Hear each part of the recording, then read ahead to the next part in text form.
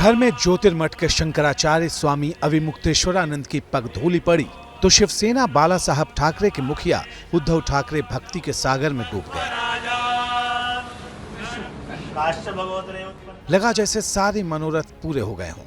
उद्धव ने शंकराचार्य का सत्कार किया, चरण पादुका का पूजन कर सपरिवार आशीर्वाद लिया तो शंकराचार्य ने भी लगे हाथ मुख्यमंत्री बनने का आशीर्वाद और विश्वासघात का शिकार होने का सर्टिफिकेट एक साथ दे दिया। इसके बाद महाराष्ट्र की राजनीति में सियासी घमासान शुरू हो गया। आपके जो उद्धव ठाकरे जी हैं, इनके साथ विश्वासघात हुआ है और इसी बात की पीड़ा बहुत सारे लोगों के मन में है। हमने उनसे ये कहा है कि हम सब के मन में इस बात की पीड़ा है कि आपके साथ विश्वासघात हुआ।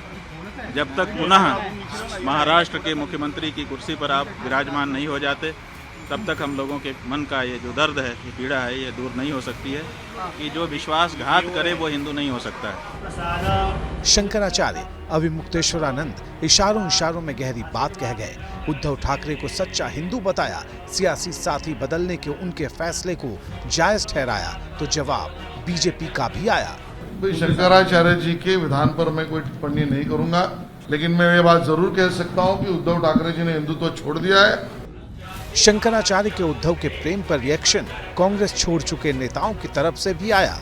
शिवसेना में शामिल हुए संजय निरुपम और कल के पीठाधीश्वर प्रमोद कृष्णम ने शंकराचार्य को धर्माचार्य के पद की गरिमा, श्रद्धा की महिमा और विश्वासघात वाले बोल से लगे आघात एक सांस में इन तीनों का जिक्र कर डाला। उद्धव ठाकरे जी के साथ या देवेंद्र फडणवीस जी के साथ विश्वासघात हुआ, किसके साथ विश्वासघात हुआ, इसका फैसला महाराष्ट्र की जनता करेगी। लेकिन पूज्यपाद शंकराचार्य जी इस पर जरूर प्रकाश डालेंगे कि राष्ट्र बड़ा है या राजनीति, सनातन बड़ा है या सियासत। आप एक धार्मिक और आध्यात्मिक गुरु हैं, इसका ख्याल रखिए और इसका हम बहुत सम्मान करते हैं। अब वो कहते हैं जब तक ये मुख्यमंत्री बनेंगे तब तक पीड़ा रहेगी। महाराष्ट्र में मुख्यमंत्री कौन बनेगा यह शंकराचार्य नहीं तय करेंगे, यह महाराष्ट्र की जनता तय करेगी।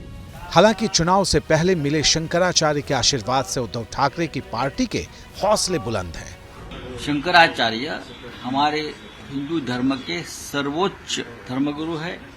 शंकराचार्य जी ने अगर उद्धव जी को आशीर्वाद दिया है तो मुझे लगता है उसको किसी को दुख होने की जरूरत नहीं है। उद्धव ठाकरे जी तो कांग्रेस से मिले थे, कांग्रेस MIM से मिले हैं और MIM तो गोहत्या करते हैं। शंकराचार्य जी किसको आशीर्वाद दे रहे हैं वो स्वयं जाने। अनंत अंबानी की शादी से फारिग शंकराचार्य उद्धव ठाकरे के घर से भी लौट गए, लेकिन विधानसभा चुनाव से पहले महाराष्ट्र की सियासत को नए मोड़ पर छोड़ गए हैं, जहां कई ट्विस्ट और टर्न बाकी है। For exclusive and insightful videos, subscribe to our new channel ABP Live Premium.